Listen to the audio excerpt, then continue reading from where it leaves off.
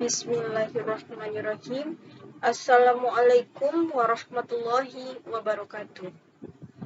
Perkenalkan, nama saya Nadia Ayuningsih, NIM 2005312, berasal dari Prodi Pendidikan Ekonomi, Fakultas Ekonomi, Universitas Negeri Padang. Di sini saya akan membuat video tentang Project Based Learning untuk memenuhi tugas akhir saya pada mata kuliah Ekonomi Islam. Dengan judul Peran Pemerintah dan Masyarakat dalam Perekonomian.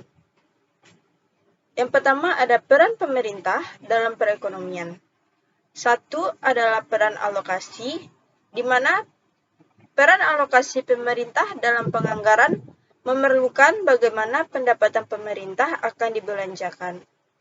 Karena proporsi anggaran digunakan untuk kebutuhan pengeluaran politik, keputusan alokasi anggaran menjadi lebih signifikan dalam hal politik dan ekonomi. Perdebatan tentang bagaimana sumber daya yang langka ini harus dilaksanakan telah berlangsung selama beberapa tahun. Meskipun banyak metode untuk menentukan prioritas penggunaan anggaran telah muncul, namun tidak ada yang dapat memuaskan semua pihak secara penuh. Ekonom telah berupaya untuk memerlukan kriteria objektif untuk pengeluaran publik melalui apa yang disebut teori barang publik. Secara umum diakui bahwa beberapa barang yang dibutuhkan oleh publik tidak dapat diedarkan melalui pasar swasta. Oleh karenanya, diperlukan peran pemerintah dalam perekonomian melalui fungsi anggaran agar dapat menyediakan barang publik. Mercusuar adalah contoh klasik barang publik. Biaya mercusuar sedemikian mahal sehingga tidak ada pemilik kapal yang mau membiayainya.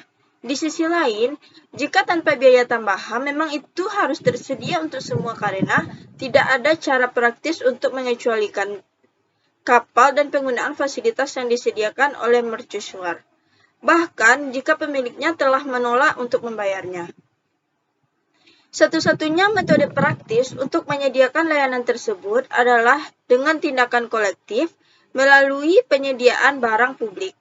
Dengan demikian, para pemerintah melalui fungsi alokasi anggaran dalam keuangan negara atau APBN dapat menyediakan barang publik, contoh kasus mercusuar tersebut. Konsep barang jasa membantu pemerintah dalam menentukan barang publik atau barang lain yang harus disediakan. Selain barang publik, ada juga disebut managed good yang menuntut pemerintah untuk turut berperan dalam perekonomian. Merit good adalah komoditas yang disediakan sektor publik secara gratis atau murah karena pemerintah yang mendorong konsumsinya. Contoh managed good adalah barang-barang seperti perumahan bersubsidi atau layanan sosial yang sebagian besar membantu orang miskin. Yang kedua, ada peran stabilisasi. Stabilisasi ekonomi adalah salah satu tujuan yang berusaha dicapai pemerintah melalui manipulasi kebijakan fiskal dan moneter. Fungsi stabilisasi digunakan pemerintah untuk menstabilisasikan kondisi perekonomian. Cara yang digunakan dapat melalui kebijakan moneter dan kebijakan fiskal. Kebijakan fiskal berkaitan dengan pajak dan pengeluaran pemerintah, sedangkan kebijakan moneter terkait pasar keuangan dan pasokan kredit dan aset keuangan lainnya. Adapun tujuan stabilisasi misalnya mencapai lapangan kerja penuh, inflasi terkendali, dan neraca pembayaran yang seimbang. Kebijakan stabilisasi yang membutuhkan pemikiran teoritis. Jika ingin menerangkan peran pemerintah dalam perekonomian, salah satu teori yang menyediakan pondasi ini milik Keynes dalam teori umum tentang kelangkaan kerjaan, bunga, dan uang. Ia berusaha menunjukkan bahwa ekonomi kapitalis dengan sistem pasar yang bersifat desentralisasi tidak secara otomatis menghasilkan lapangan kerja penuh dan harga stabil. Pemerintah harus menempuh kebijakan stabilisasi yang disengaja. Ada banyak kontroversi di antara para ekonom mengenai substansi dan makna kontribusi Thoreau's Keynes. Pada dasarnya, ia berpendapat bahwa tingkat pengangguran yang tinggi mungkin bertahan tanpa batas waktu, kecuali pemerintah mengambil tindakan moneter atau fiskal. Gagasan serupa diungkapkan di Amerika Serikat dalam Undang-Undang Ketenagakerjaan tahun 1946 yang menyatakan, Kongres dengan ini menyatakan bahwa itu adalah kebijakan dan tanggung jawab berkelanjutan dari pemerintah federal.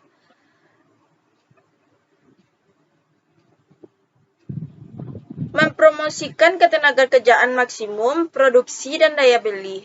Di swasta, pada tahun 1944, Demokrat Sosial menerbitkan sebuah dokumen yang agak mirip dengan White Paper Inggris, dan deklarasi semacam itu dibuat di Kanada dan Australia. Dari gambaran di atas memperlihatkan peran pemerintah dalam menjaga tingkat tenaga kerja penuh dan perekonomian. Untuk mewujudkan hal tersebut, pemerintah harus ikut campur tangan dalam mewujudkannya. Pengangguran dapat menjadi masalah dan membawa banyak implikasi. Peran distribusi. Contohnya dengan pajak progresif. Orang kaya akan mengeluarkan pajak yang lebih besar dibandingkan masyarakat miskin. Orang kaya penyumbang yang lebih banyak. Penggunaan anggaran dari pajak ini biasa untuk perbaikan fasilitas perawatan kesehatan, bermanfaat bagi orang sakit, orang tua, dan mereka akan memiliki anak. Bila biaya kesehatan diringankan, artinya semua orang bisa menikmati fasilitas kesehatan yang telah diberikan oleh pemerintah. Peran pemerintah dalam perekonomian, seperti contoh di atas, sebenarnya adalah tercangkut dalam segala sesuatu yang dilakukan pemerintah. Kebijakan yang diambil pemerintah memiliki beberapa efek pada distribusi pendapatan atau kekayaan di berbagai tingkat masyarakat. Selanjutnya ada peran masyarakat dalam perekonomian. Yang pertama, peran masyarakat sebagai produsen. Masyarakat sebagai produsen mencangkup berbagai bentuk kegiatan masyarakat yang dapat menghasilkan pendapatan. Misalnya berupa kegiatan usaha, berdagang, bercocok tanam, berternak, dan sebagainya. Sistem ekonomi Indonesia memiliki acuan yang jelas, yaitu Undang-Undang Dasar 1945. Maka dari itu, sistem ekonomi bukanlah pasar bebas maupun perencanaan sentral, melainkan sistem ekonomi Indonesia mendasarkan pada ekonomi kerakyatan. Dalam sistem ekonomi kerakyatan, masyarakat memegang peranan aktif dalam kegiatan ekonomi, sedangkan pemerintah menciptakan iklim yang sehat bagi pertumbuhan dan perkembangan dunia usaha. Beberapa contoh kegiatan ekonomi sektor usaha informal adalah pedagang asongan, pedagang sambilan, pedagang kaki lima, dan pedagang keliling. Yang kedua, ada masyarakat sebagai konsumen. Masyarakat sebagai konsumen memerlukan barang dan jasa bagi kelangsungan hidup masyarakat. Masyarakat adalah pengguna atau produk-produk umum seperti jalan raya, jembatan, rumah sakit, sekolah, dan lainnya. Penggunaan public goods yang ada umumnya disediakan oleh pemerintah pusat maupun daerah bertujuan untuk memenuhi kebutuhan hidup manusia. Masyarakat yang tidak memiliki pekerjaan atau pengangguran merupakan bentuk kehidupan yang hanya melakukan kegiatan konsumsi saja, sehingga sering menimbulkan masalah di masyarakat. Berbagai tindak kejahatan dilakukan semata-mata karena untuk memenuhi kegiatan konsumsi saja. Yang terakhir, ada masyarakat sebagai distributor. Masyarakat sebagai distributor diwujudkan dalam bentuk terjadinya proses penyaluran barang dan jasa dari produsen ke konsumen. lalu lintas perdagangan dan transportasi yang membawa barang-barang pemenuhan kebutuhan dalam kehidupan masyarakat merupakan bentuk kegiatan distribusi yang berlangsung di masyarakat. Kelancaran arus distribusi yang berlangsung di masyarakat dapat kita amati dari lancar tidaknya proses transportasi barang yang berlangsung di masyarakat.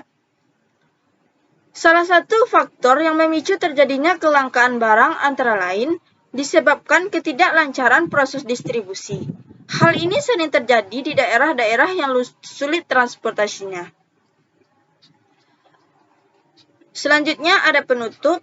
Penutup dari Project Based Learning ini adalah dapat disimpulkan bahwa peran pemerintah dalam perekonomian ada 3, peran sebagai alokasi, peran sebagai stabilisasi, dan peran sebagai distribusi.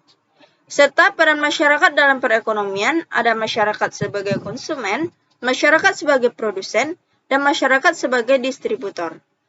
Baiklah, hanya itu yang dapat saya sampaikan. Terlebih terkurang saya mohon maaf. Assalamualaikum warahmatullahi wabarakatuh.